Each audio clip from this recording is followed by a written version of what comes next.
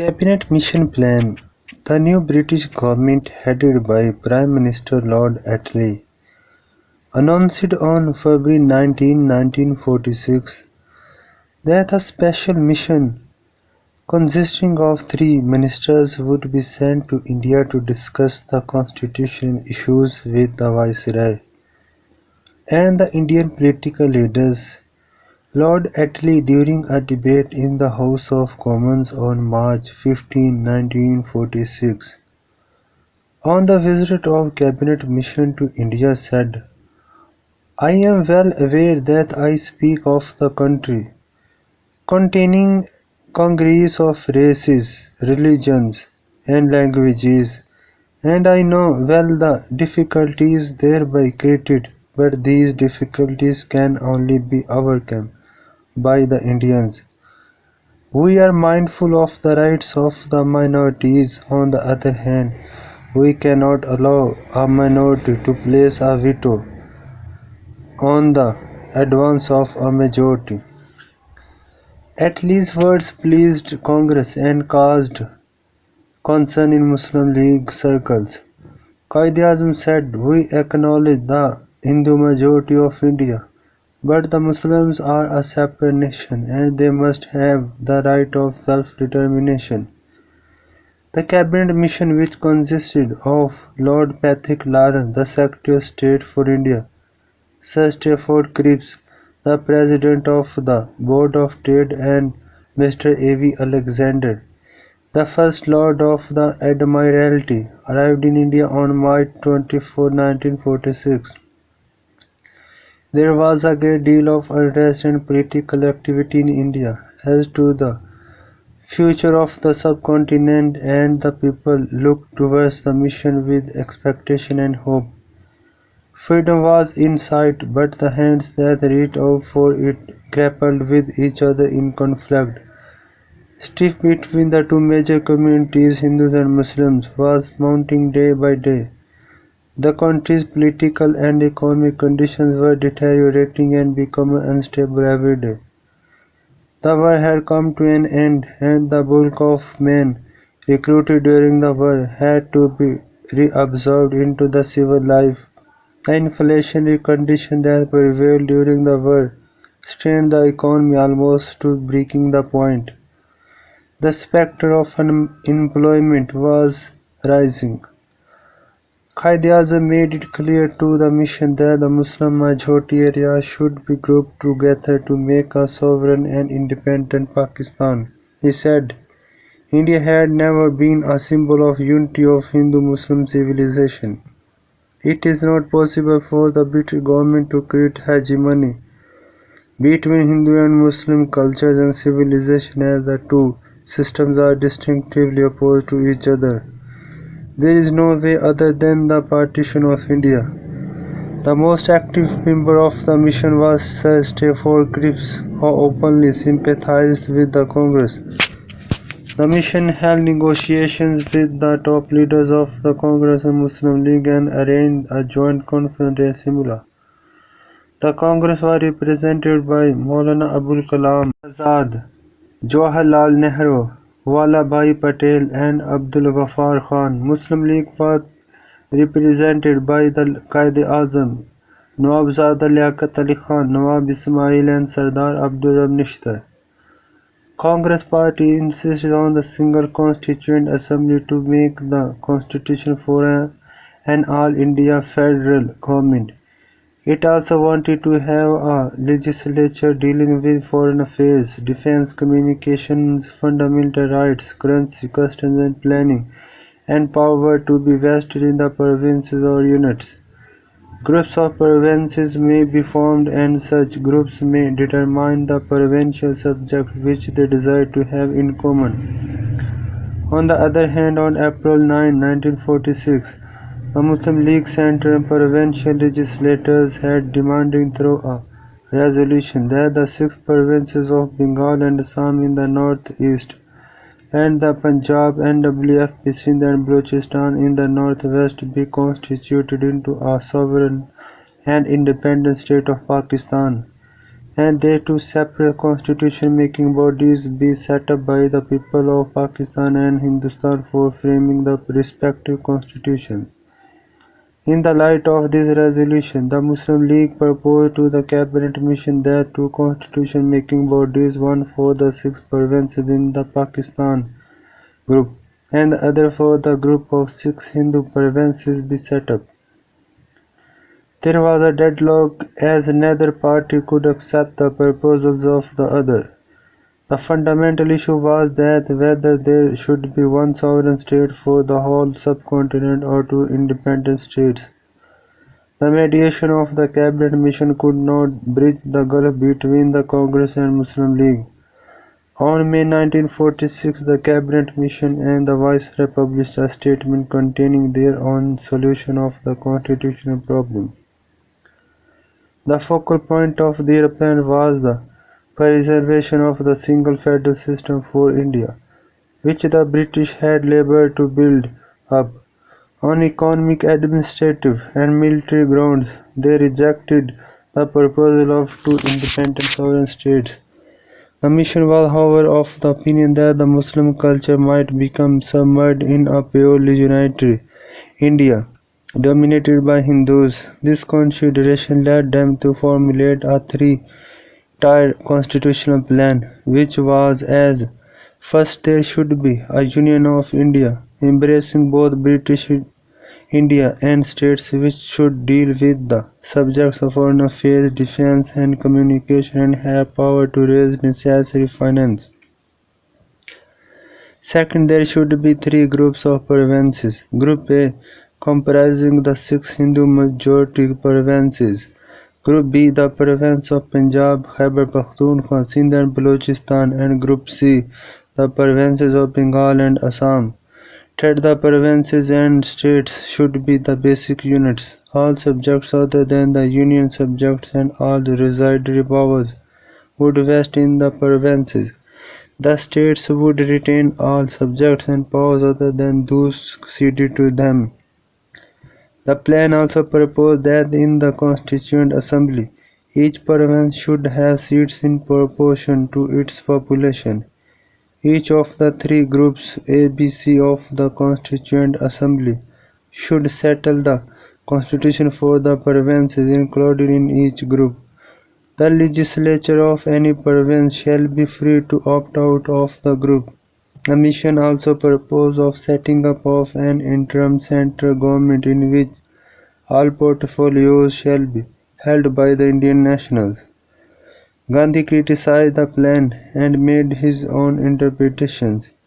He maintained the plan was an appeal and an advice, and that the Constituent Assembly was a sovereign body, could vary the plan. The Congress Working Committee in its resolution of May 24 followed the line given by Gandhi and demanded transfer of power to Hindu-dominated legislature. The Muslim League Council met on 3rd June 1946 and deliberated for 3 days. The Muslim League, after weighing the pros and cons, decided on June 6, 1946 to accept both the long-term and short-term plan of the cabinet mission. The Muslim League Council affirmed that the Muslim League would join the constitution-making body with regard to the proposed interim government. It authorized its president to negotiate with the government. Formation of interim government. Negotiations for the formation of interim government proved difficult beyond expectations. The Congress refused to accept Viceroy's proposal to include Muslim League in the interim government. The Congress wanted to include the Muslim League in the interim government with lesser seats and objected to giving equal number of seats to the Muslim League. The Viceroy distributed 12 seats of government, 5 Congress, 5 Muslim League, 1 Sikh and 1 Christian. Congress refused to accept this arrangement and demanded that 1 seat of Muslim League share should be given to a non-legal Muslim appointed by the Congress. The Viceroy again proposed that there should be 13 seats. Six Congress, five Muslim League and two representatives of the minorities. Congress did not agree to this proposal. The Viceroy then issued an invitation to 14 persons aid his own to join the interim government. The list included the name of the Quaid-e-Azam who refused to join. The Viceroy also declared that it was the intention of the government to proceed with the formation of the interim government even if any of the two major parties refusing to join. The Viceroy declared that in the event of any major party refusing to join the government, the interim government would be formed with the party willing to join. A secret agreement was reached between Gandhi, Patel and cabinet mission. Gandhi was given assurance that if Congress refused to join the interim government, Muslim League would not be invited to join the government alone.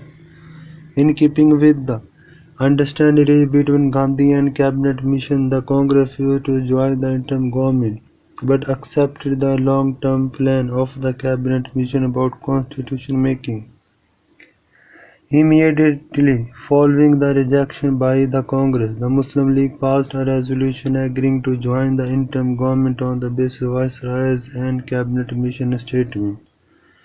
In terms of that statement, the Viceroy should have called upon the Muslim League to form the government along with others willing to join the government.